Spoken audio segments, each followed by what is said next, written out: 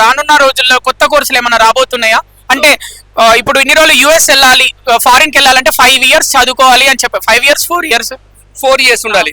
So ఇంకోటి ఏంటంటే ఇప్పుడు నాక్ గ్రేడ్ కాలేజీల్లో 3 years చదివినా కూడా 4 years కన్సిడర్ చేస్తారు అనమాట. So A grade A plus చదివిన విద్యార్థి ఈ కాలేజ్ చదివినట్లయితే వాళ్ళ విద్యని 3 సంవత్సరాల కోర్సుని ఫారిన్ యూనివర్సిటీ 4 సంవత్సరాలుగా కన్సిడర్ చేస్తాయి. అదేవిధంగా ఏంటంటే ఫారిన్ యూనివర్సిటీతో కొలాబరేట్ చేయడం వల్ల ఆ కరికులం తీసుకోవడం వల్ల ఈవెన్ మనకు బీకామ్ ఫైనాన్స్ ప్రోగ్రామ్ కావచ్చు, బీకామ్ హెచ్ఈ ప్రోగ్రామ్ కావచ్చు, ఇది బ్రిటిష్ కౌన్సిల్ ద్వారా కన్సల్టెంట్ జరిగిందనమాట. సో రాబోయే రోజుల్లో ఏం జరుగుతుందంటే విద్యావేత్తల్లో విద్యార్థికి కేవలం విద్య కాకుండా విద్యతో పాటు నైపుణ్యం కూడా కావాలి.